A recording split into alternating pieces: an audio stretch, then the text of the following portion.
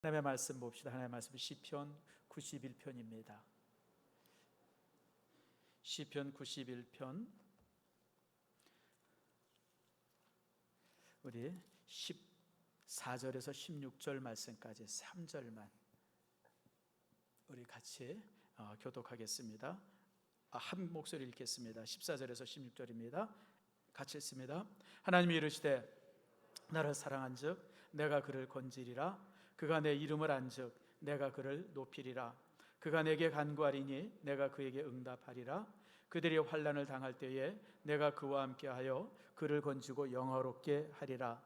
내가 그를 장수하게 함으로 그를 만족하게 하며 그의 구원을 그에게 보이리라 하시도다. 아멘. 기도합시다. 하나님 감사합니다. 오늘 이 시간 말씀을 함께 나눕니다. 말씀이 우리 모두에게 은혜가 되게 하시고 또 말씀 속에서 우리의 삶이 새로워질 수 있도록 복과 은혜 내리워 주시옵소서. 아버지, 코로나로 인해서 이제 5, 6개월 동안 우리가 예배가 정상화되지 못하며 주일학교 부서들이 제대로 모이지 못하고 또 이제 아버지 하나님 우리 교제가 끊어지고 섬김이 나눔이 사라진 이런 현실 앞에 우리가 정말 힘을 다하게 하시고 주를 향해서 정말 아버지 뜨거운 열심으로 모든 것이 회복되도록 함께해 주시옵소서. 아버지 하나님께서 우리를 지켜주실 줄 믿습니다. 주님께서 우리를 붙들어 주실 줄 믿습니다. 아버지, 이 나라와 이 민족을 지키워 주시옵소서. 오늘 이 시간 말씀을 들을 때 말씀이 우리에게 힘이 되게 하시고 능력이 되도록 우리를 지켜 주시옵소서. 감사드리고 예수님의 이름으로 기도드립니다. 아멘. 오늘은 뜻깊은 날입니다. 오늘이 하지죠. 하지. 낮과 밤이 똑같아지는 날이고 또 오늘이 개기일식이 있는 날이랍니다. 한 3시나 4시쯤에 바깥에 나가보면 해가 좀 이렇게 달에서 가려져가지고 그런 것도 좀 볼 수 있어요. 근데 사실 그것보다 더 중요한 것은 우리 순교자 기념주일입니다. 참 세계적으로도 많은 순교자가 있었지만 우리나라에도 많은 순교자가 나옵니다. 그 중에 이제 6.25 때 순교자가 제일 많았습니다. 일제시대 때는 이제 3.1운동 마치고 3.1운동 후에 그 일본의 폭압적인 그런 것으로 인해서 이제 순교자가 많았지만 6.25 때는 이 북한 공산당에 의해 가지고 수없이 많은 목사들이 죽습니다. 한 500여 명이 죽고요. 그 다음에 성도들도 이루 말할 수 없이 많이 죽습니다. 특별히 공산당들이 내려온 게 이제 서울 지역에서 또 중부 지역에서 호남 지역에 내려오잖아요. 경상도 영남 지역은 사실 그 당시 이제 이렇게 접전 지역이어가지고 영남 지역 교회들은 좀 그렇게 큰 문제가 아니었어요. 근데 호남 지역에 있는 교회들은 정말 비참하게 많은 사람들이 죽습니다. 불타고 거의 한 2,000 교회가 불탑니다. 여러분들이 실감이 안 나죠. 김영석 장로님이라고 저랑 아주 가깝고 여기 이제 저쪽 어디입니까? 저쪽 마을에 단독주택에 사시는 분이에요. 성략교회 장로님이신데 그분이 가끔 그 간증을 해요. 제가 이 간증을 여러분들에게 여러 번 드렸어요. 그분 고향이 이제 영암인데 자기 마을에 이제 공산당들이 내려와가지고 예수 믿는 사람을 쫙 모았는데 그 교회가 그 마을에 교회가 있었고 그 교회 특별히 그 마을에 예수 믿는 사람들이 많았대요. 자기 아버지, 어머니, 뭐 큰아버지, 작은아버지, 삼촌, 뭐 할머니 이런 분들이 다 예수 믿는 사람이에요. 근데 그 사람들을 다 동아줄로 매가지고 너희들은 이놈의 새끼들 너희들은 총알도 아까워 그래가지고 발에다가 돌을 하나씩 묶어가지고 배를 태워서 저 바닷 가운데 가가지고 던져버렸대요. 근데 본인은 지금도 기억나는 게 그렇게 끌려가면서 계속 찬송을 부르면서 가시더래요. 그 찬송 소리가 지금도 자기 귀에 들린대요. 여러분, 그렇게 많은 사람들이 순교를 당했습니다. 그러니까 전쟁 때문에 죽은 게 아니라 지주라고 하는 이름으로 또 이렇게 배웠다는 이름으로 배웠다는 이유 때문에 또 예수 믿는다고 하는 이유 때문에 그렇게 많은 사람들이 죽음을 당했던 것이 6.25입니다. 그래서 우리가 이 6.25를 생각하면서 오늘 이제 이렇게 말씀을 같이 나누려고 합니다. 그러던 중에 이제 여러분들에게 영상을 하나 좀 보여드리려고 합니다. 한 8분 정도 되는 긴 영상인데요. 우리가 참 지난 세월들 특별히 6.25를 깊이 생각해보고 이 민족을 생각할 수 있는 좋은 영상인데 여러분 함께 보도록 합시다. 봐도 가슴이 저리죠.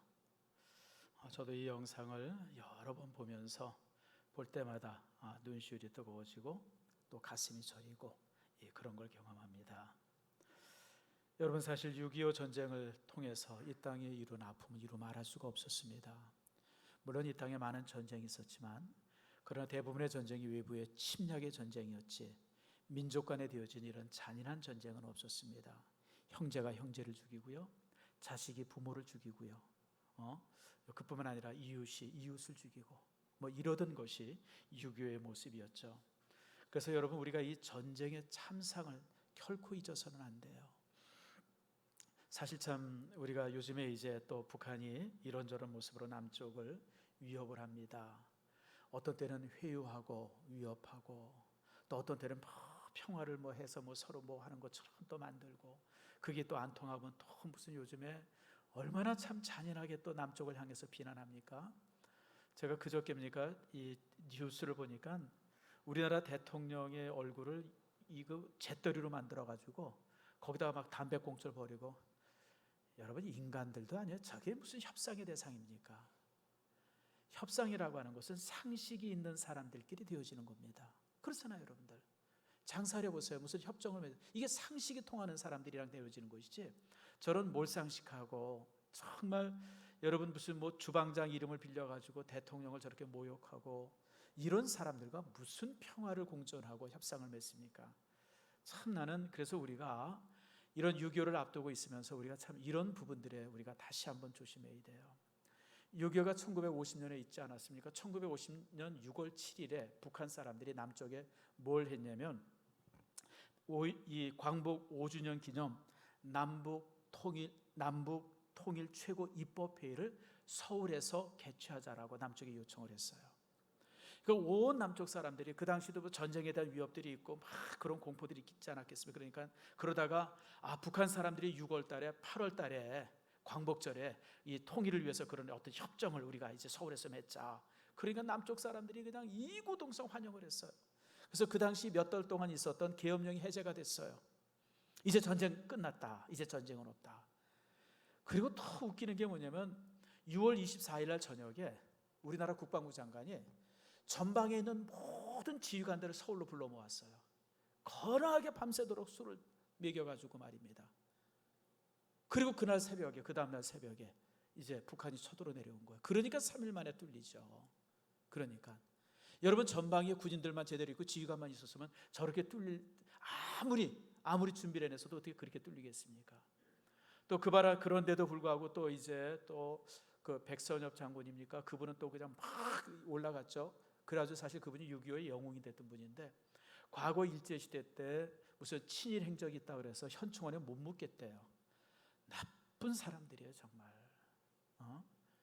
여러분들, 사람들이 살다 보면 과거에 잘못한 것도 있고 실수하는 것도 있는데, 그런 거 묻고 나서 나라를 위해서 그렇게 헌신하고 충성했으면 그만한 보답이 있어야지.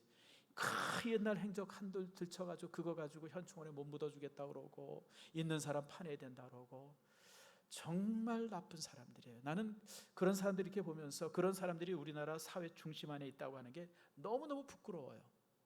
근데 참 그럴 수밖에 없는 게, 전쟁 끝난 지 70년 아닙니까? 전쟁의 참상을 기억하고 있는 사람들이 전 국민의 5%도 안 돼요. 5%도 안 되죠. 그러다 보니까 설마 그런 전쟁이 있었으랴 그렇게 얘기하는데, 아니에요, 여러분들. 여러분, 우리가 5.18 광주 이야기를 하고 또 세월호 얘기를 할 때 가슴이 끓잖아요. 여러분, 5.18 광주보다 6.25는 1000배 만배 참혹했습니다. 세월호보다도 수만 배 수십만 배 참혹했던 게 여러분 6.25입니다. 근데 이상하게 이게 6.25 얘기를 자꾸만 사람들이 얘기를 안 하려고 그래요. 그걸 얘기를 하면 통일이 여러분, 세상에 이런 바보 같은 민족이 어디 있어요? 이럴 때일수록 우리가 더 경고하고 북한에 대한 실체를 분명히 봐야죠. 여러분, 그러므로 참으로 우리가 6.25를 이렇게 당하면서 우리가 이제 몇 가지 여러분들에게 이제 기억에 관한 문제를 좀 함께 살피려고 합니다. 먼저는 여러분들, 전쟁의 참혹함을 잊어서는 안 돼요. 어떤 일이 있어도 이 땅에 전쟁이 있으면 안 됩니다. 그러니까 이 정부가 나름대로 전쟁을 억제하려고 또 통일을 이루기 위해서 여러 가지 방법을 써요. 그래서 북한이 요구하는 대로 쌀도 주고 돈도 주고 개성에 또 이렇게 이제 이렇게 또 무슨 이렇게 그 산업단지도 만들고 이러고 그러는데, 여러분, 돌아오는 몫이 뭐예요? 우리가 그렇게 도와주고 애쓰는데 돌아오는 몫이 뭡니까? 원자폭탄이고요, 미사일이고요. 여러분 뭐 이런 무기들이에요, 무기들. 근데 그러는데 또 안 도와준다고 지금 뭐 그냥 뭐 그 별 우습지도 않은 것들이 나와서 우리나라를 모욕하고 대통령을 모욕하고, 야, 정말 참 우리가 참 얼마나 화가 나는지 저는 보면서, 이게 도대체 우리나라가 이 정도밖에 안 되나, 저런 사람들한테 이렇게 모욕당하고도 저렇게 할 말이 없나, 참 가슴이 아파요. 그러나 어쨌든 간에 우리가 전쟁은 막아야죠. 근데 여러분, 전쟁을 막는 방법이 뭔지 아세요? 손자병법에 보면 아주 유명한 얘기가 있습니다. 손자가 그런 얘기예요. 100전 싸워서 100번 싸워서 100번 이기는 장수는 훌륭한 장수가 아니다 그래요. 뭔 소린가? 여러분, 어떻게 100번 싸워서 100번 이기는데 여러분 잘하는 자가 못 됩니까? 우리나라 이순신 장군이 해전을 23번인가 했죠. 근데 그게 그렇게 다 승리했는데 그게 좋은 전쟁이 아니라는 거예요. 좋은 장수가 아니라는 거예요. 그래서 이 손자가 뭐라 그러냐면, 전쟁이란 전쟁을 안 일으키고 승리하는 게 최고의 승리라는 거예요. 그걸 갖다가 뭐라냐, 벌모라 그럽니다. 벌모가 최고의 그 전략이다. 그러니까 벌모가 뭐냐면, 국력이 탄탄해가지고 나라가 국력이 튼튼하고 국민들이 일치단결해서 감히 주변의 나라가 넘보지 못하는 그런 나라, 그렇게 되어지는 게 그게 벌모예요. 벌모가 최고의 전략이고, 그 다음 전략이 뭐냐면 벌교. 이제 외교를 통해서 서로 간의 협정을 통해 가지고 이제 이렇게 전쟁을 일으키지 않는 게 이제 고다음이고, 그리고 하책이 뭐냐면 전쟁, 벌병이죠. 다시 말하면 전쟁터에 나서 서로 싸우는 것이고, 가장 나쁜 것은 뭐냐면, 최악의 전술은 뭐냐면 침략하는 거다. 성을 공격하는 게 최악이다, 그런 얘기를 했어요. 다시 말하면 우리나라가 전쟁을 일어나게 하지 않게 하는 방법은 딴 게 아니에요. 우리나라가 강하면 돼요. 튼튼하면 돼요. 뭐 쌀 달라 그럴 때 쌀 주고, 무슨 뭐 돈 달랄 때 돈 주고, 여러분 이러면요, 여러분 그렇게 해놓으니까 저렇게 버르장머리 없잖아요. 상식밖에도 안 되는 나라가, 정말 한 게임도 안 되는 나라가 그냥 오만 욕을 다 해. 이게 얼마나 창피하고 부끄러워요. 그래서 여러분 성경을 보세요.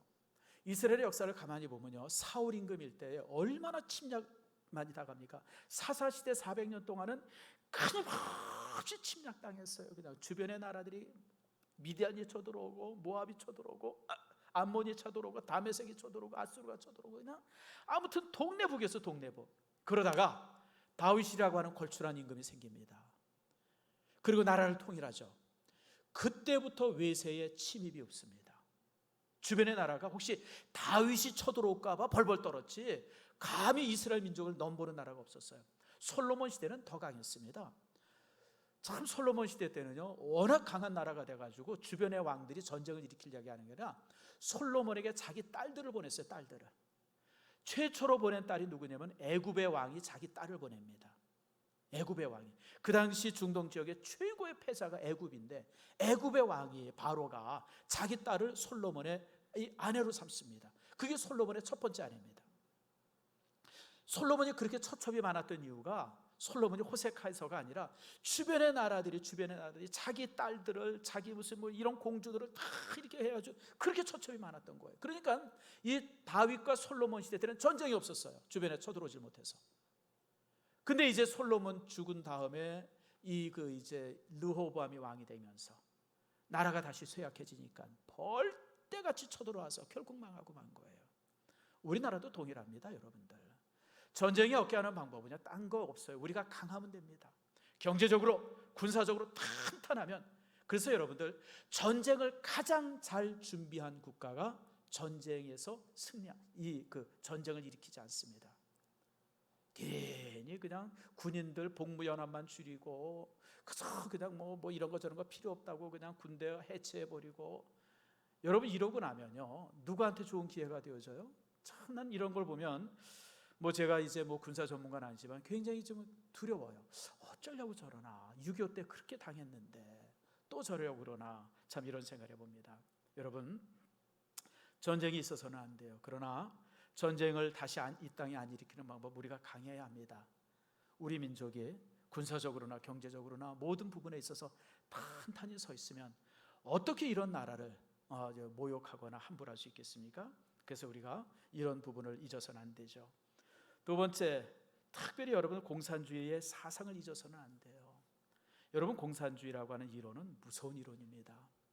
공산주의 이론은 참 아주 괜찮습니다. 솔직하게 얘기하면 대학 때 누구든지 한 번은 빠지게 돼 있어요. 저도 사실 한 2년 동안 굉장히 나름대로 거기에 이렇게 빠진 적이 있었어요. 그쪽 책들도 많이 읽어보고. 근데 여러분 이 문제는 뭐냐면 조금 더 깊이 읽어보면요, 공산주의 이론만큼 이렇게 허구가 그리고 잔인한 이론이 없어요. 이론은 쉬운 거예요. 우선 배경부터 얘기하면 공산주의는 어떤 배경 속이냐면 영국의 산업혁명 속에서 만들어진 이제 그 이론입니다. 영국의 산업혁명, 유럽의 산업혁명이 막 일어나면서 공장들이 만들어지고 거기서 이제 막 일하는 노동자들이 만들어져요. 근데 여러분 그 당시 이제 세계에서 경쟁하려면 여러분 잘 아는 것처럼 물건을 싸게 만들어야 경쟁이 되잖아요. 자, 생각해 봅시다.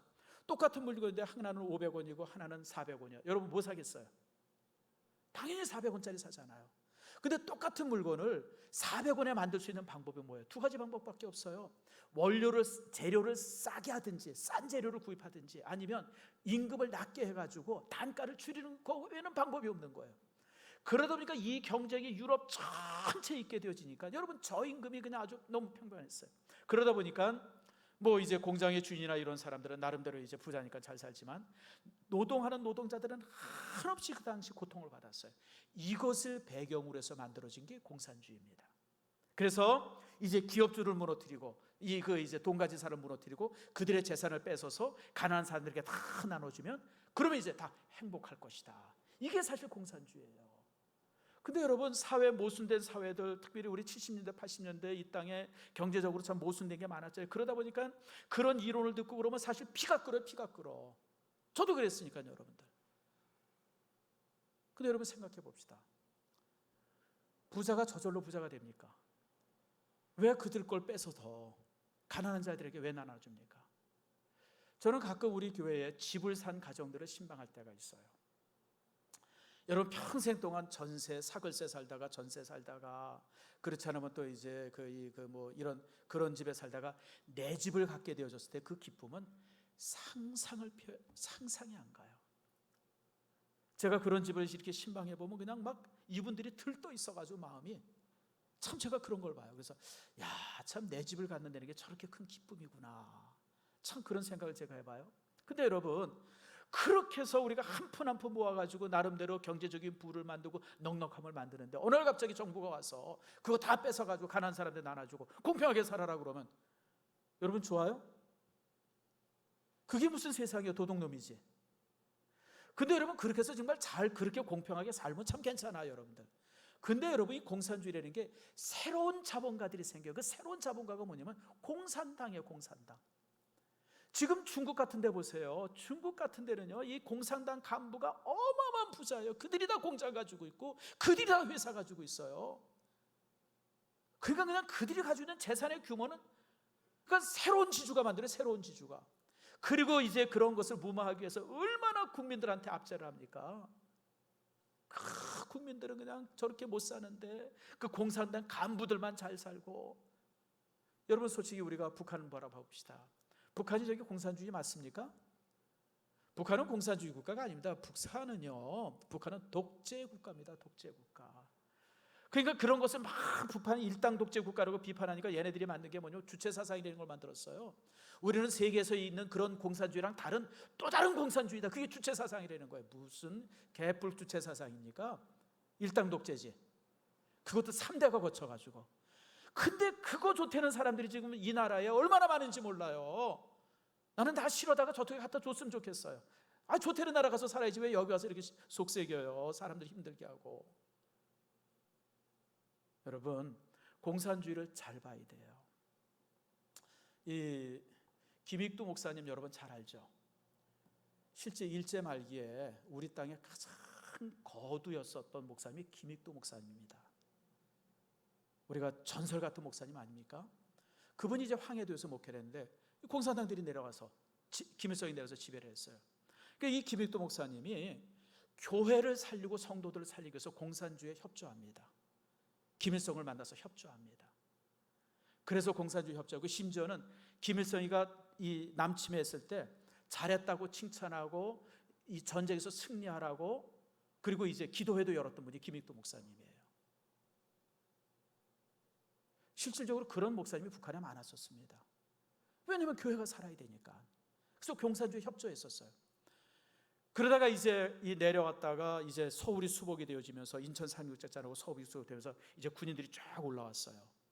남쪽에서 이제 군인들이 올라오니까 공산주의가 후퇴하면서 그때 김익도 목사님이 이제 새벽 예배 설교하고 있었는데, 그 새벽 예배 들이닥쳐가지고 설교하고 있는 김익도 목사님을 따발총으로 쏴 죽이고 후퇴를 합니다.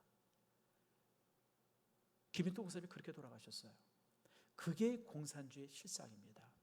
공산주의들이 자기의 유익을 위해서는 누구든지 이용합니다. 이용할 수 있으면 최대한 이용합니다.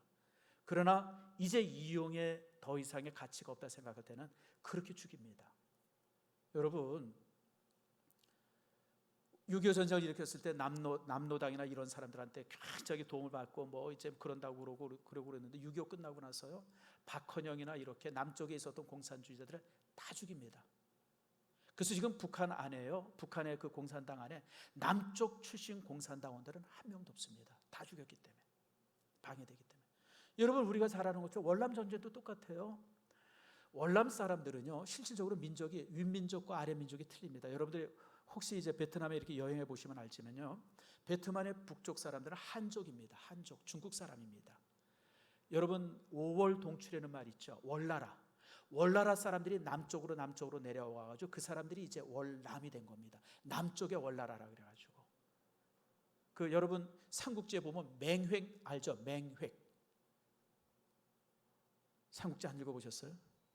그 맹획이 바로 월나라 사람입니다. 7종 7금이라고 그러죠. 이제 이 제갈공명이 이 맹획을 7번 잡았다가 7번 놔줬다. 그래가지고 이제 맹획이 나중에 이제 제갈공명한테 이렇게 투신해가지고 뭐 그런 사람이 이제, 그게 사람이 이 월나라 사람이에요. 그 월나라가 남쪽으로 내려와서 만든 나라가 월남입니다. 남월입니다. 그래서 남월. 그런데 이 남월 사람들이 내려와서 그 남쪽 아래를 지배합니다. 이 베트남 아랫역. 근데 이 베트남 아랫역 사람들은 참파 민족이라고 그래요. 참파 민족. 요거는 캄보디아계 사람들입니다. 캄보디아계 사람들. 그러니까 베트남은 위아래가 틀려요. 위아래가 종족이. 그래서 좀 사람 사는 곳도 가서 보면 좀 많이 달라요. 여러분, 이 호치민 방문했다가 또 저 위에 하노이 방문해 보세요. 묘하게 사람들이 서로 달라요. 근데 사실 베트남 전쟁은 어떻게 일어났냐면, 그렇게 해서 이제 베트남이 둘로 나눠졌는데, 이 베트남의 중간에 이제 그 중간쯤에 이제 이렇게 금을 거가지고 이제 위아래 16도입니까? 거기서 이제 나눠졌는데, 남쪽 나라, 북쪽 나라가 달랐어요. 근데 이 남쪽 나라에 있는 공산주의자들이 반란을 일으켜가지고 전쟁이 시작된 거예요. 그래서 결국 이제 이 월맹군이 내려오면서 이제 전쟁에 승리하지 않습니까? 그리고 나서 어떻게 됐는지 아세요? 북쪽에 있는 공산주의자들이 남쪽에 있는 공산주의자들을 싸그리 죽입니다. 그래서 이제 남쪽에 베트공들, 남쪽에 있었던 공산주의자들이요, 북쪽 월맹군들에서 다 죽임을 당합니다. 그래서 지금 통일이 되어 있는 겁니다. 여러분, 이 남쪽 사람들이 뭐 지금 뭐 주사파니 이런 사람들이 뭐 그냥 이러고 그러면 북한에서 환영받을 것 같아요? 잘 이용해 먹다가 때가 되면요 똑같습니다, 여러분들. 그래서 여러분, 공산주의 사상은 그렇습니다. 제가 보니까요 4가지 결론밖에 없어요. 첫 번째 결론이 뭐냐면, 공산주의를 받아들이는 나라는 예외 없이 망합니다. 소련이 망했고요, 그만큼 공산주의 국가들이 다 망해서 지금 3개 남았잖아요. 중국 남았고 쿠바 남았고 저기 북한 남았어요. 셋만 남았어요. 셋만. 지금 이 셋 나라도 지금 간당간당해요. 왜냐하면 공산주의 이론 자체가 여러분 잘못된 이론이기 때문에. 그 공산주의 경제정책은 거짓말입니다. 여러분, 부자 거 뺏어서 가난한 사람 주면 다 공평해집니까? 요즘에 여러분 최저임금 올라가면서 지금 심각한 게 뭐예요? 우리 청년들 아르바이트 할 데가 없어요. 아르바이트 할 데가.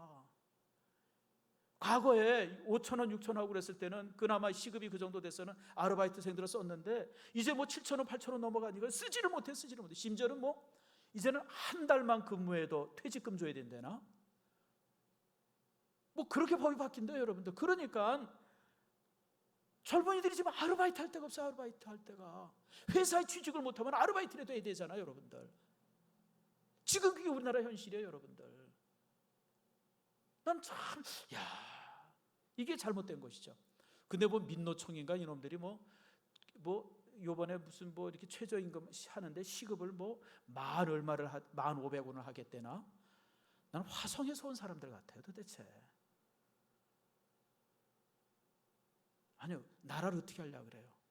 그리고 여러분, 솔직히 창피하지만 100만 원 받은 건 좋았죠. 저도 그 100만 원 받아가지고 얼마나 좋았는지 몰라 지금까지 잘 쓰고 있어요.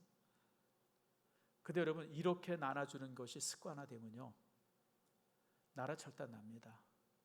뭔 돈으로 나눠줘요, 여러분들? 꾼돈인데. 그거 누가 갚아요? 우리가 갚아야 되는데. 그게 대표적인 나라가 지금 아르헨티나입니다. 아르헨티나는 2차 대전이 있기 전에 세계 5대 강국이었습니다. 근데 거기에 페론이라고 하는 사람이 들어서 대통령이 되면서부터 이 사람이 그런 사회주의 정책을 치면서 국부가 다 사라집니다. 지금 아르헨티나는요, 저 거지 나라예요, 거지 나라. 돈을 꿀래도 꿔주는 나라도 없고요, 꿀 수 있는 나라도 없고요. 여러분, 얼마 전에 노르웨이라고 하는 나라가 이제 사회복지 정책이 제일 잘 돼 있는 데가 노르웨이라고 그러잖아요. 그래서 코로나 바이러스가 이제 퍼지면서 이제 노르웨이는 이제 어떻게 하겠다 그래요? 그냥 이 팬데믹 상태가 되게 해서 다 항체를 갖게 하겠다. 그게 노르웨이 정책이에요. 그래서 지금 얼마 4만 명인가 죽었다고 그러죠. 그 주변에 있는 나라들 다 합한 것보다 한 10배 많이 죽었다나 그렇대요. 근데 여러분, 이게 왜 그런지 아세요? 사회 정책을 너무 하다 보니까 노르웨이가 의사들, 의료 기술이 너무 후져가지고 환자들을 치료할 방법이 없었다 그래요. 그게 실제적인 이유랍니다. 그러니까 노르웨이는 아무리 큰 병이 걸려도 15만 원만 내면 된답니다. 수술을 해가지고 그냥 그냥 잘라 붙이고 그냥 뜯어다 붙여가지고 한 10억이 드는 수술을 해도 15만 원만 낸다면 나머지는 다 정부가 보전해 준대요. 그러니까 의사가 공무원이에요. 그러니까 의사 해봤자 소용이 없어요. 국가에서 주는 월급만 받으면 되니까. 그러니까 의사들도 뭐 하냐면 그냥 대충 근무하다가 딱 20년, 25년 채우면 그냥 그렇게 이제 이렇게 퇴직해가지고 그렇게 사는 게 노르웨이 의사들의 꿈이에요. 영국도 그렇고, 그리고 북유럽이 사회주의, 이 복지 정책 잘 되는 나라들의 결론이 이것들이에요. 그러니까 의료가 없으니까 방법이 없는 거예요, 방법이. 여러분, 우리나라도 이럴 수가 있어요.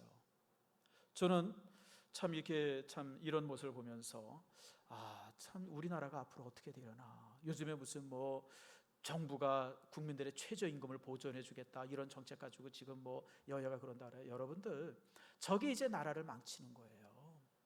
땀 흘려서 번 돈을 가지고 사는 그런 사회가 돼야지. 성경의 원리는 뭐예요? 일하기 싫은 사람은 뭐라? 성경의 원리가 뭐예요? 일하기 싫은 사람 먹지도 말라는 게 성경의 원리예요. 잔인한 것 같지만 그게 하나님께서 이 땅에 주신 원리입니다. 우리가 그런 원리 속에서 살아가야 건강한 사회가 되는 거지. 팽팽 집에서 놀아도 국가에서 월급 주고 조금 근무하다가 이렇게 나와도 그냥 실업급여 다 주고, 이게 좋은 나라 같아요? 좋은 나라 같아 보이죠? 그러려면 그런 나라가 얼마나 허약해요, 여러분들. 유럽은 보세요. 이 복지 정책으로 이제 유럽이 망합니다. 베네수엘라가 그랬고요, 아르헨티나가 그랬고요. 사실 여러분, 제가 전에도 한번 얘기했지만 칠레라고 하는 나라가 지금 그렇습니다. 칠레가 여러분, 우파 좌파가 굉장히 갈등하던 나라였었어요. 그러다가 이제 좌파가 정권을 잡게 되어지자 피노체트가 1973년에 쿠데타를 일으켜서 대통령이 됩니다. 그래가지고 좌파 사람들을 한 14만 정도를 투옥을 하죠. 그래서 거의 절반 정도가 죽습니다. 실종이 되어버려요. 그러다 보니까 이 좌파 사람들이 그냥 이 망명을 떠나는데 어디로 가냐면 동유럽 쪽으로 다 망명을 떠났습니다. 그렇지 않으면 죽으니까. 그래가지고 수많은 사람들이 동유럽에 이제 망명을 했어요. 그 망명을 했던 곳이 어디냐면 헝가리, 폴란드, 체코슬로바키아, 유고슬라비아 이런 나라들로 이제 망명을 했어요. 그리고 이제 거기서 이제 살았어요. 그러다가 이제 피노체트가 한 15년 만에 또 실각이 되어지죠. 대통령 선거를 해서 떨어집니다. 떨어져서 이제 새로운 사람이 대통령이 되어지고, 그러니까 망명했던 사람들이 다 돌아옵니다. 돌아왔는데요, 피노체트를 어떻게 못합니다. 그리고 그렇게 망명했던 사람이 다시는 좌파 얘기를 하지 않습니다. 왜 그런지 아세요? 이 사람들이 유럽에서 가서 본 사회주의의 환상이 깨졌기 때문에. 유럽에서 자기들은 동유럽 국가들, 폴란드, 헝가리, 체코슬로바키아 이런 그 공산주의 선진국들이 자기들이 가면 그냥 지상 낙원인 줄 알고 갔어요. 근데 지상 낙원인 줄 알고 가봤더니 거기가 지상 낙원이야. 지상의 지옥이었었어요. 가난하기는 자기 나라보다 더 가난했고, 그리고 대부분의 나라가 일당 독재예요. 국민들을 숨도 못 쉬게 해요. 나라를 누가 다스리냐면 비밀 경찰들이 나라를 다스리는 거예요. 가서 보고 나서 너무 놀란 거예요. 세상에 사회주의의 이런 어떤 이 환상의 나라인 줄 알았는데 와서 보니까 이게 정말. 그러고 나서 국경을 넘어서 서유럽을 가봐요. 서독을 가보고 프랑스를 가보고 오스트리아 가보고 여기가 낙원인 거예요. 환상이 완전히 깨진 거예요. 그래서 그들이 돌아와서 이제 사회주의 정책을 다 버립니다. 그리고 지금 이제 자유주의 국가가 되었죠. 그래서요, 이 남아메리카에서 유일하게 경제가 발전하는 나라가 칠레 하나밖에 없습니다. 나머지 나라는 지금 다 생명줄이 간당간당해요. 모든 나라가. 이게 사회주의가 지배해서 그래요. 그래서 여러분들, 그들의 정책이라는 게 이렇게 허구라고 하는 사실을 우리가 알아야 돼요. 소련도 무너졌고요. 다 무너집니다. 그 다음에 여러분, 잔인무도한 사상이죠.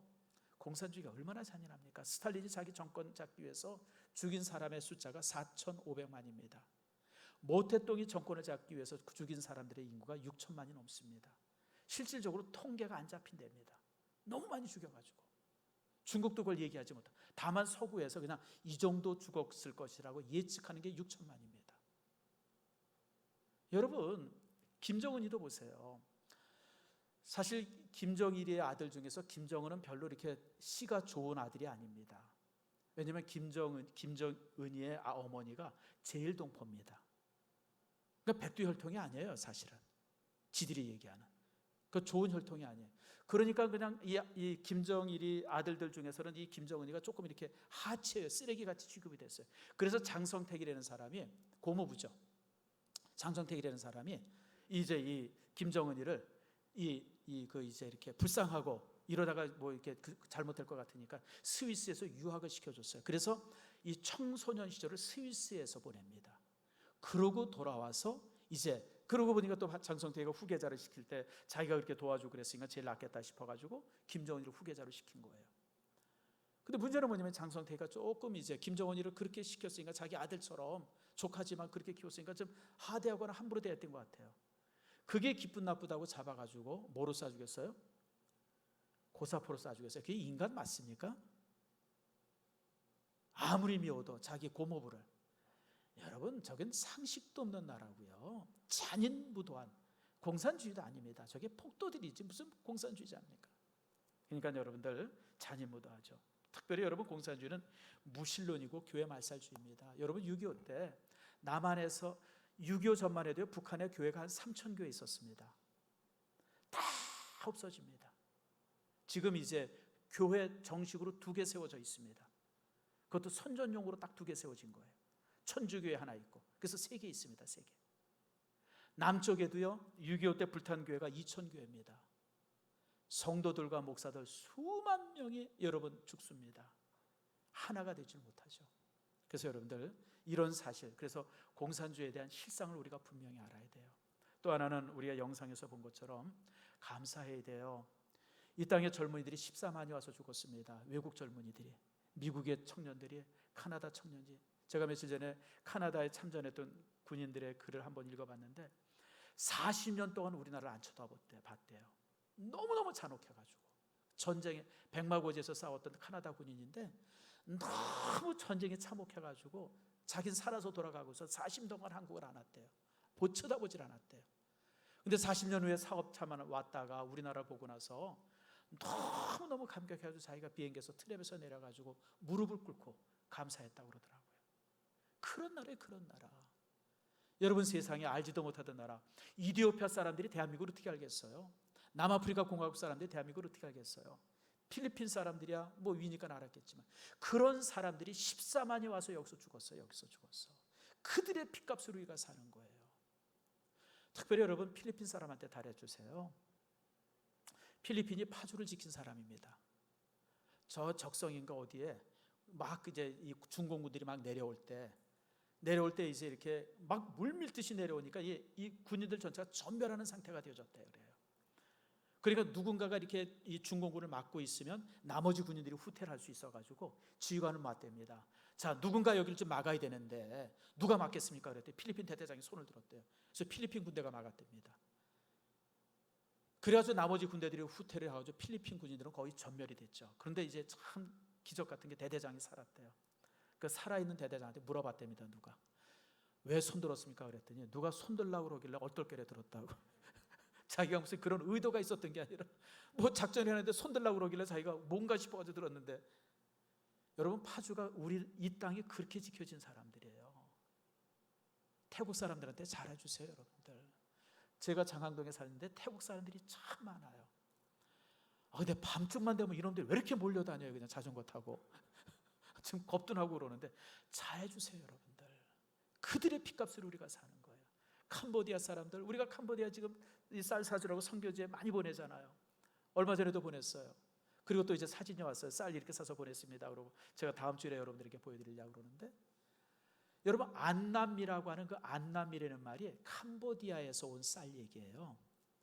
쌀은 두 종류가 있어요. 자포니즈라고 하는 쌀은 단종입니다.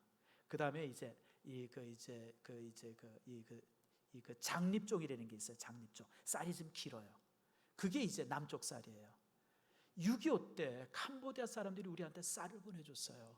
그거 먹었어요. 그게 안남미. 여러분 어렸을 때 안남미 먹었잖아요. 쌀 먹으니까 뭐 밥알이 날아가더라. 그게 캄보디아 사람들이 우리한테 보내준 거예요. 그러니까 여러분들 그 쌀 먹은 사람은 캄보디아 사람들한테 여러분 도와줘야 돼요. 여러분들 지금 여러분 캄보디아 사람들이 얼마나 힘들어요. 여러분들이 그들 도와줘야 돼요. 그들 때문에 우리가 이런 자유를 누리고 있는데, 여러분 참 저는 오늘 영상에서도 얘기한 것처럼 여러분 하나님께서 왜 우리 민족을 이렇게 세워주셨을까? 두 가지예요. 가장 가난한 나라, 세계에서 가장 가난한 나라가 세계 10위의 강국이 됐다고 하는 것을 보여주면서 많은 가난한 나라가 우리나라를 보고 희망을 갖습니다. 저런 나라도 저렇게 될 수 있구나. 이게 첫 번째예요. 두 번째, 지금 우리가 이룬 부와 우리가 이룬 이런 성과를 주변의 나라에게 전해줘야 돼. 이게 선교입니다. 우리가 나가서 그들을 행복하게 하고 우리가 이처럼 열심히 살았더니 이렇게 되어졌다고 하는 것을 그들에게 보여주고 가르쳐줘야 돼요. 이 일을 우리가 해야 돼요. 이게 선교입니다. 그래서 참 제가 자주 여러분의 저번 주에도 말씀드린 것처럼 여러분 이제 출애굽기 19장에 있는 말씀처럼 우리가 제사장적 국가가 되는 거예요. 그래서 가서 우리 민족이 이렇게 잘 살게 되어진 이유가 무엇인지, 저도 그래서 선교지에 가서 설교할 기회가 있으면 항상 제가 이 부분을 설교해요. 특별히 캄보디아 지역이나 인도네시아 지역 같은데 가면 우리나라가 예전에는 당신보다도 훨씬 못 살았습니다. 진짜 여러분들보다 상상할 수 없는 못 살았습니다. 그러나 우리가 복음을 가지고 하나님 앞에 기도하면서 그리고 신앙의 윤리를 가지고 열심히 살았더니 하나님께서 지금 우리나라를 이만큼 세워주셨습니다. 이게 제가 선교지에 가서 항상 설교하는 달골 메뉴입니다. 여러분들이 부유해지고 싶습니까? 여러분들이 행복하고 싶습니까? 여러분들이 정말 건강하게 살고 싶습니까? 예수밖에 없습니다.